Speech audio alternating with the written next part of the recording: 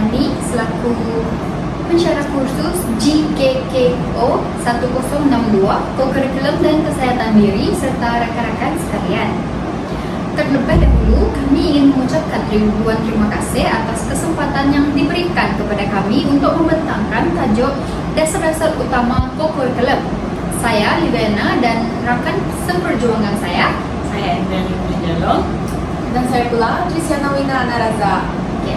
Kami akan membincangkan tajuk ini dalam bentuk perbincangan kritis kerana kami berpendapat sesuatu dasar bukan sahaja perlu difahami dari aspek definisi, malah perlu dianalisis dari sudut kepentingan cabaran pelaksanaan dan impaknya terhadap pembangunan murid. Baiklah, saya akan memulakan perbincangan dengan dasar utama satu iaitu kegiatan Co-Curriculum adalah sebahagian daripada kurikulum kebangsaan. Pada pendapat saya, masih terdapat segelintir masyarakat yang menganggap Co-Curriculum ini hanyalah aktiviti sampingan yang dijalankan selepas waktu pembelajaran.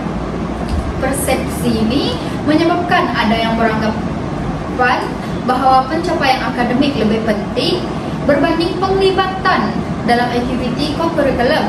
Namun begitu, jika kita meneliti dasar pendidikan negara, tanggapan tersebut sebenarnya kurang tepat kerana Co-Curriculum merupakan komponen rasmi dalam Curriculum kebangsaan dan bukannya aktiviti tambahan semata-mata. Saya ingin mendapatkan pandangan Andriana. Mengapakah kerajaan memberikan kedudukan yang begitu penting kepada Co-Curriculum sehingga menjadikannya sebahagian daripada kurikulum kebangsaan? Baiklah, terima kasih Liviana. Saya bersetuju dengan pandangan yang dikemukakan. Pada pendapat saya, kerajaan meletakkan Co-Curriculum sebagai sebahagian daripada kurikulum kebangsaan kerana matlamat pendidikan negara tidak hanya tertumpu kepada pencapaian akademik semata-mata. Sebaliknya, sistem pendidikan negara berhasrat melahirkan insan yang seimbang dari aspek jasmani, emosi, rohani, intelek dan sosial selaras dengan hasrat falsafah pendidikan kebangsaan. Sekiranya sekolah hanya menumpukan perhatian kepada peperiksaan, kita mungkin dapat melahirkan murid yang cemerlang dari segi pengetahuan, tapi belum tentu mereka mempunyai kemahiran berkomunikasi, memimpin atau bekerjasama dengan orang lain. Sebagai contoh, seorang murid mungkin memperoleh keputusan peperiksaan yang sangat baik, tetapi apabila diberi tanggungjawab untuk mengetuai sesuatu projek atau membuat pembentangan di hadapan hayalah, dia merasa kurang yakin kerana tidak pernah diberikan peluang mengembangkan kemahiran tersebut. Pada pandangan saya, di sinilah peranan Co-Curriculum menjadi sangat penting kerana ia menyediakan ruang kepada murid untuk terus belajar melalui pengalaman sebenar. Saya juga bersetuju dengan pandangan saudari Andriana. Bagi saya, Co-Curriculum sebenarnya merupakan proses pembelajaran yang berlaku di luar bilik darjah. Sebagai contoh, apabila murid menyertai Persatuan Bulan Sabit Merah Malaysia, mereka bukan sahaja mempelajari teori berkaitan pertolongan cemas, malah mereka turut mempraktikkan kemahiran tersebut melalui latihan dan simulasi. Oleh sebab itu, Co-Curriculum bukan sekadar aktiviti yang mengisi masa lapang, sebaliknya merupakan medium pendidikan yang melengkapkan perkembangan seseorang murid. Saya bersetuju dengan pandangan yang dikemukakan oleh Andriana dan Trisiana. Pada pendapat saya, kekuatan dasar utama satu ialah dasar ini mengubah persepsi bahawa kejayaan murid tidak boleh diukur melalui keputusan peperiksaan sahaja. Murid yang cemerlang seharusnya mempunyai keseimbangan antara ilmu pengetahuan, akhlak, kepimpinan, disiplin dan kemahiran sosial. Hal ini dapat dilihat melalui matlamat dasar tersebut yang menekankan pembangunan murid secara holistik. Co-Curriculum bukan sahaja bertujuan melahirkan murid yang aktif, malah berfungsi untuk membentuk sosial, memupuk nilai murni serta memberikan peluang kepada murid untuk mengembangkan bakat dalam pelbagai bidang seperti sukan, kepimpinan, kebudayaan, kesukarelawan dan inovasi. Namun begitu, saya ingin mengemukakan satu persoalan kepada Andriana dan Trisiana. Pada pendapat kamu berdua, adakah matlamat yang dalam dasar ini benar-benar dapat dicapai melalui pelaksanaan kokurikulum di sekolah ataupun masih terdapat beberapa kekurangan yang perlu diambil perhatian? Baiklah, izinkan saya untuk menjawab soalan yang diutarakan oleh saudari Liviana sebentar tadi. Baiklah, pada pandangan saya, alamat tersebut sememangnya boleh dicapai, tetapi keberkesanannya sangat bergantung kepada cara sekolah mengurus dan melaksanakan aktiviti kokurikulum. Sekiranya aktiviti yang dijalankan hanya bersifat rutin tanpa memberikan ruang kepada murid untuk meneroka bakat dan memikul tanggungjawab, sudah tentu objektif yang dihasilkan sukar dicapai. Sebaliknya, jika guru berjaya merancang aktiviti yang menarik, memberi peluang kepada murid memimpin program dan menggalakkan penyertaan secara aktif, saya percaya kokurikulum mampu menjadi platform terbaik untuk membentuk murid menjadi lebih yakin, berdisiplin dan mempunyai jati diri yang kukuh. Ya, benar sekali. Kejayaan sesuatu dasar bukan hanya bergantung kepada dasar itu sendiri, tetapi juga kepada komitmen semua pihak, termasuklah guru, pihak pentadbir sekolah, ibu bapa dan murid. Sekiranya semua pihak memahami bahawa kokurikulum merupakan sebahagian daripada proses pendidikan, maka matlamat untuk melahirkan murid yang holistik bukanlah sesuatu yang mustahil untuk dicapai. Baiklah, daripada perbincangan kita sebentar tadi, jelaslah bahawa kokurikulum bukan sekadar aktiviti yang dijalankan di luar waktu pembelajaran, malah merupakan satu medium penting dalam membentuk perkembangan murid secara menyeluruh. Pada pandangan saya, manfaat yang paling utara ialah kepada murid sendiri. Melalui penglibatan aktif dalam kokurikulum, murid bukan sahaja memperoleh pengalaman baru, malah mereka turut membina keyakinan diri, kemahiran berkomunikasi, semangat kerjasama dan sifat kepimpinan.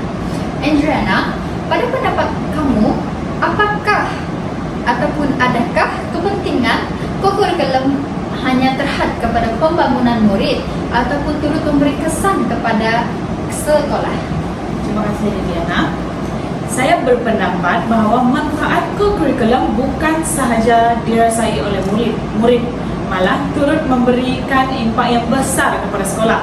Hal ini demikian kerana penglibatan murid dalam pelbagai pertandingan dan program mampu meningkatkan imej serta reputasi sekolah. Sebagai contoh, apabila sesebuah sekolah berjaya memenangi pertandingan seperti kawat kaki, debat inovasi STEM ataupun sukan di peringkat daerah, negeri maupun kebangsaan, pencapaian tersebut bukan sahaja menjadi kebanggaan murid, malah turut meningkatkan keyakinan masyarakat terhadap kualiti pengurusan sekolah. Hubungan yang baik ini secara tidak langsung dapat meningkatkan motivasi murid untuk terus aktif dalam pembelajaran. Ya, benar sekali saudari Adriana. Namun begitu, saya ingin melihat kepentingan dasar ini daripada perspektif negara pula. Negara memerlukan generasi muda yang bukan sahaja cemerlang dalam akademik, tetapi juga mempunyai jati diri, semangat patriotisme dan kebolehan memimpin. Oleh sebab itu, saya berpandangan bahawa pelaburan dalam kokurikulum ini sebenarnya merupakan pelaburan jangka panjang untuk melahirkan rakyat yang mampu menyumbang kepada pembangunan negara. Saya tertarik dengan pandangan dari Christiana sebentar tadi. Hal ini menunjukkan bahawa kokurikulum bukan sahaja memberi manfaat kepada individu, malah turut menyumbang kepada pembangunan masyarakat dan negara secara keseluruhannya. Walau bagaimanapun, kita juga tidak dapat menafikan bahawa pelaksanaan dasar ini masih berhadapan dengan pelbagai cabaran. Pada pendapat saya, antara cabaran yang paling ketara ialah masih terdapat murid yang menganggap kokurikulum ini sebagai satu beban. Mereka hadir sekadar memenuhi syarat kehadiran tanpa menunjukkan komitmen yang sebenar terhadap aktiviti yang dijalankan. Adriana, pada pendapat kamu, mengapakah situasi seperti ini masih berlaku? Pada pendapat saya, keadaan ini semestinya berlaku disebabkan oleh beberapa faktor. Yang pertama, masih terdapat segelintir ibu bapa yang lebih mengutamakan pencapaian akademik berbanding penglibatan dalam kokurikulum. Mereka beranggapan bahawa masa yang digunakan untuk aktiviti kokurikulum lebih baik dimanfaatkan untuk menghadiri kelas tambahan atau membuat ulang kaji. Yang kedua, Terdapat juga murid yang kurang berminat kerana aktiviti yang dijalankan tidak berubah dari tahun ke tahun. Sekiranya aktiviti ini hanya tertumpu pada mesyuarat atau ceramah tanpa penglibatan aktif murid, sudah tentu mereka akan cepat berasa bosan. Dan yang terakhir, kekangan, kemudahan dan peralatan di sisi tengah sekolah turut menjejaskan keberkesanan pelaksanaan kokurikulum. Hal ini menyebabkan guru menghadapi kesukaran untuk menjalankan aktiviti menjadi lebih menarik dan mencabar. Ya, benar sekali Andriana. Saya berpendapat bahawa kita tidak seharusnya hanya melihat kelemahan, sebaliknya perlu mencari jalan penyelesaian yang lebih konstruktif. Sebagai bakal guru, kita perlu sentiasa berfikir secara kreatif dalam merancang aktiviti kokurikulum. Contohnya, kita boleh memperkenalkan aktiviti yang lebih dekat dengan minat murid pada masa kini seperti robotik, inovasi STEM, keusahawanan, dan isukan yang terkawal. Melalui pendekatan ini juga, murid dapat melihat bahawa kokurikulum bukan sekadar memenuhi syarat sekolah, tetapi merupakan satu ruang untuk mereka mengembangkan potensi dan minat masing-masing. Saya setuju dengan cadangan tersebut. Selain itu, saya berpendapat bahawa guru juga memainkan peranan yang amat penting dalam memastikan kokurikulum yang ini berjalan dengan lebih berkesan. Guru bukan sahaja bertindak sebagai penyelia, malah berperanan sebagai pembimbing, pemudah cara dan individu yang mampu memberikan inspirasi kepada murid. Betul tidak? Betul. Saya sangat bersetuju dengan apa yang Saudari Liviana utarakan sebentar tadi. Di sini saya hendak menambah satu lagi cadangan, iaitu kerjasama antara sekolah dengan ibu bapa, komuniti dan agensi luar juga perlu diperkukuhkan. Sebagai contoh, sekolah boleh menjalinkan kerjasama dengan institusi pengajian tinggi, badan bukan kerajaan atau syarikat swasta bagi menganjurkan program yang lebih berkualiti. Melalui kerjasama seperti ini, murid bukan sahaja memperoleh pengalaman baru, malah dapat melihat bagaimana ilmu dan kemahiran yang dipelajari di sekolah diaplikasikan dalam dunia sebenar. Ya, benar sekali. Kejayaan sesuatu dasar itu bukan bergantung kepada dokumen atau peraturan semata-mata, tetapi bergantung kepada sejauh mana semua pihak benar-benar memahami tujuan dasar tersebut diwujudkan. Sekiranya guru, ibu bapa, pihak sekolah dan murid mempunyai persepsi yang sama bahawa kokurikulum ialah sebahagian daripada proses pendidikan, saya yakin segala cabaran yang dibincangkan kami sebentar tadi dapat diatasi secara berperingkat. Baiklah, sebagai rumusan perbincangan kita dapatlah disimpulkan bahawa dasar utama 1 menegaskan bahawa kegiatan kokurikulum merupakan sebahagian daripada kurikulum kebangsaan dan bukan aktiviti sampingan.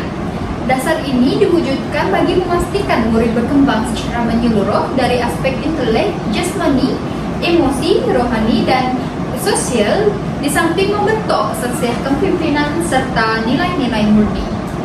Walaupun pelaksanaannya masih berhadapan dengan beberapa cabaran seperti kekangan kemudahan, persepsi masyarakat dan tahap penglibatan murid, kami berpendapat bahawa cabaran tersebut mampu diatasi melalui kerjasama semua pihak, perancangan aktiviti yang lebih kreatif serta komitmen yang berterusan daripada guru dan pihak sekolah.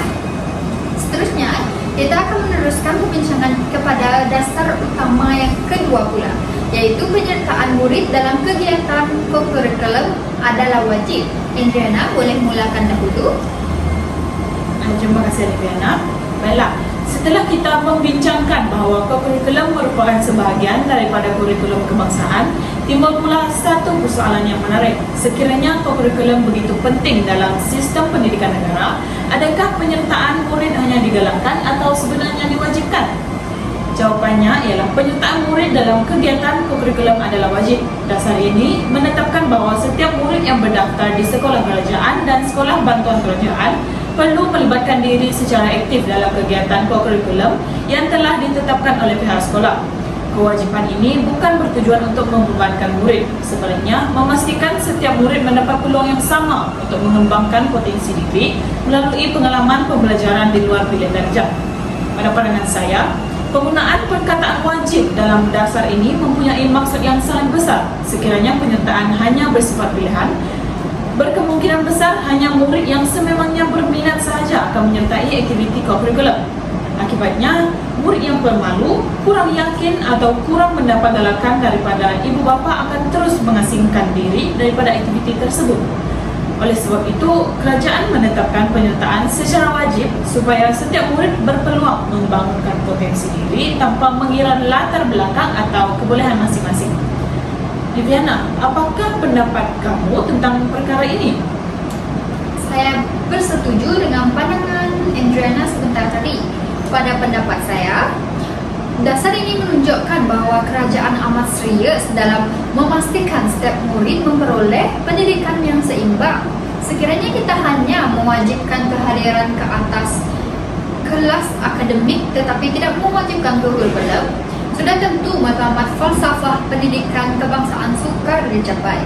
Namun begitu, saya pernah mendengar pandangan setengah pihak yang mengatakan bahawa penyertaan secara wajib boleh menyebabkan murid berasa terpaksa mengikuti aktiviti yang tidak diminati. Ada murid yang lebih selesa menghabiskan masa membuat ulang kaji atau mengikut kelas tambahan. Jadi, saya ingin bertanya pula kepada Trisiana, adakah kewajipan ini benar-benar memberi manfaat kepada murid ataupun sebenarnya menjadi satu beban? Terima kasih Liviana atas soalan yang diajukan. Persoalan ini memang sering dibincangkan oleh ibu bapa dan masyarakat. Saya mengakui bahawa pada peringkat awal mungkin terdapat murid yang merasa terbeban kerana menganggap kokurikulum mengambil masa yang sepatutnya. Namun demikian, apabila kita melihat matlamat sebenar dasar ini, saya berpendapat bahawa manfaatnya jauh lebih besar berbanding cabarannya. Sebagai contoh, seorang murid mungkin tidak berminat untuk menyertai Persatuan Bahasa Melayu kerana menganggap aktiviti tersebut membosankan. Namun setelah beberapa bulan mengikuti, murid tersebut akan mula menyadari bahawa keyakinan dirinya semakin meningkat dan kemahiran komunikasinya semakin bertambah baik. Saya bersetuju dengan pandangan Trisiana. Malah, saya turut berpendapat bahawa kewajipan ini juga dapat mengelakkan berlakunya jurang peluang antara murid. Bayangkan sekiranya penyertaan kokurikulum hanya bersifat pilihan, murid yang aktif dan berani akan terus melibatkan diri dalam pelbagai aktiviti, manakala murid yang kurang yakin akan memilih untuk tidak menyertai. Sebaliknya, apabila semua murid diwajibkan menyertai kokurikulum, setiap individu akan mempunyai peluang yang sama untuk terus belajar memimpin, berkomunikasi dan bekerjasama. Jadi, pada hemat saya, inilah prinsip keadilan yang ingin diterapkan melalui dasar ini. Saya tertarik dengan pandangan tersebut. Namun begitu, saya ingin mengemukakan satu persoalan yang agak kritis. Walaupun pernyataan diwajibkan, adakah kehadiran semata-mata sudah memadai untuk mencapai objektif kokurikulum? Pada pendapat saya, jawapannya sudah tentu tidak. Hal ini demikian kerana terdapat beberapa murid yang hadir setiap minggu tetapi tidak memberikan komitmen sepenuhnya. Ada yang duduk berbual dengan rakan sahaja, tidak mengambil bahagian dalam aktiviti atau sekadar menunggu masa untuk pulang. Keadaan ini menunjukkan bahawa kehadiran tanpa penglibatan aktif juga tidak akan memberikan impak yang diharapkan. Saya bersetuju sepenuhnya dengan Liviana. Pada pandangan saya, ukuran sebenar kejayaan bukan jumlah kehadiran murid, tetapi sejauh mana murid tersebut benar-benar melibatkan diri dalam setiap aktiviti yang dijalankan. Sebagai contoh, murid diberi tanggungjawab sebagai pengurusi program, setiausaha atau bendahari. Mereka akan belajar mengurus masa, menyelesaikan masalah serta membuat keputusan dan mengikut amanah. Sebaliknya, jika murid hanya hadir tanpa diberikan peranan yang bermakna, pengalaman pembelajaran yang diperoleh sudah tentu sangat terhad. Oleh sebab itu, guru perlu memastikan setiap murid diberikan peluang untuk memainkan peranan mengikut kemampuan masing-masing. Izinkan saya untuk menambah satu lagi perkara. Pada masa kini, penilaian kokurikulum juga diambil dalam pentafsiran aktiviti jasmani, sukan dan kokurikulum atau PAJSK. Hal ini menunjukkan bahawa penglibatan kokurikulum bukan sekadar memenuhi syarat sekolah, malah menjadi sebahagian daripada pentafsiran perkembangan murid. Namun begitu, saya berpendapat bahawa murid tidak seharusnya menyertai kokurikulum semata-mata untuk memperoleh markah sahaja. Sebaliknya, mereka perlu memahami bahawa pengalaman, kemahiran dan nilai yang diperoleh melalui aktiviti tersebut jauh lebih bernilai berbanding markah semata-mata.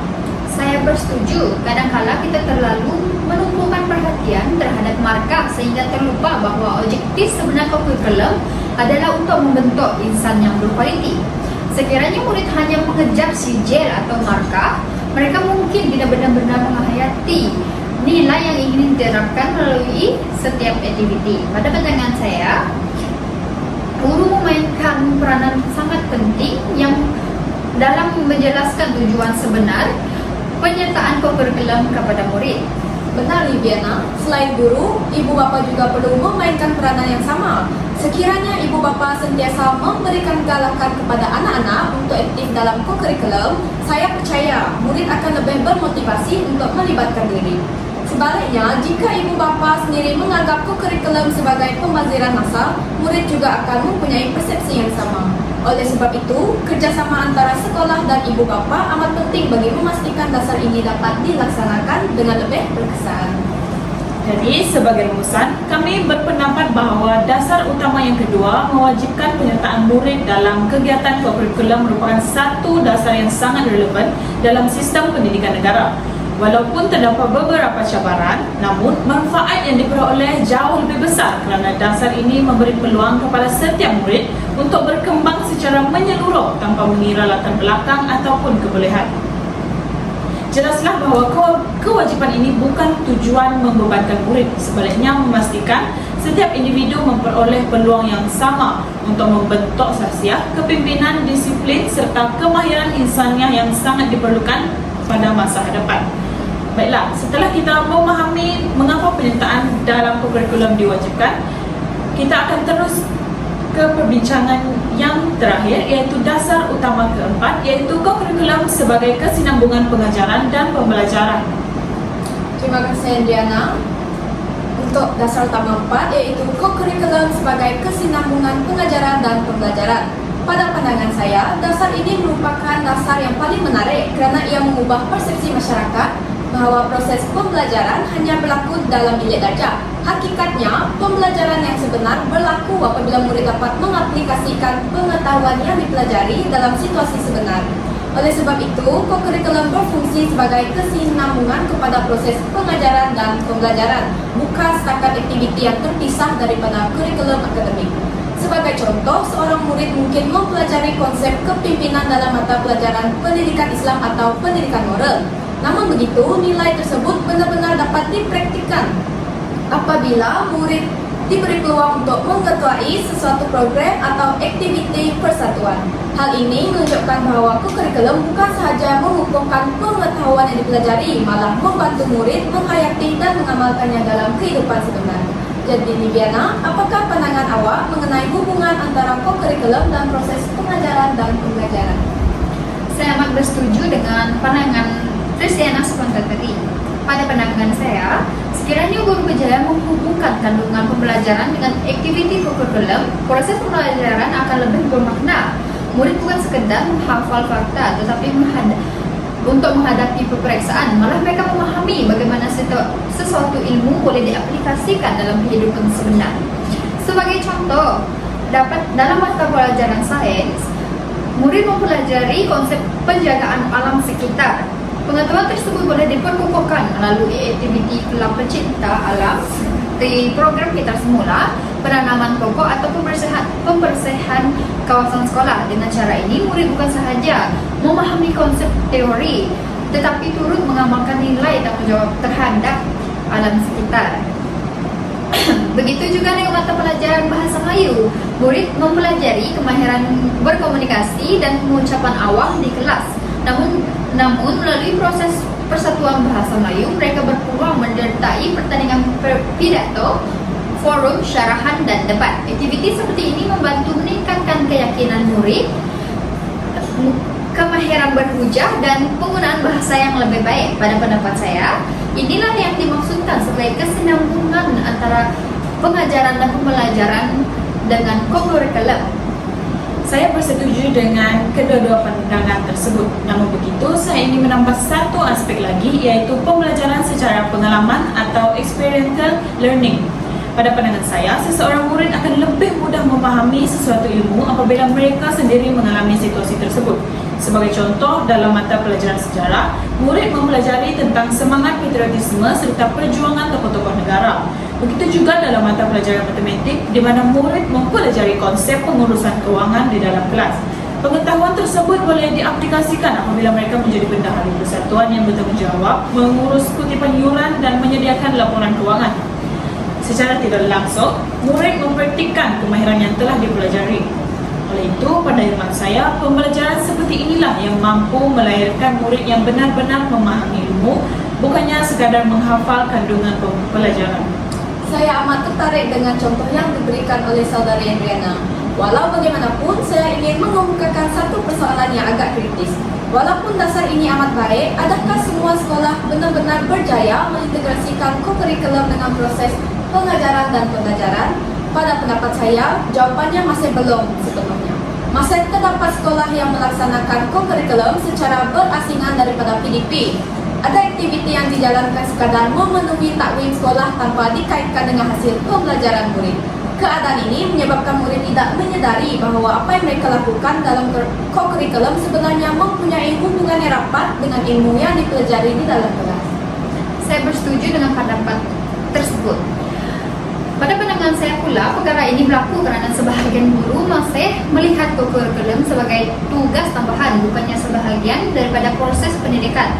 Sedangkan kita meneliti hasrat Kementerian Pendidikan Malaysia, co-curriculum sepatutnya menjadi medium yang untuk mengukuhkan pembelajaran yang berlaku di dalam bilik darjah. Oleh sebab itu, guru perlu kreatif dalam merancang aktiviti seperti hubungan secara langsung dengan mata pelajaran.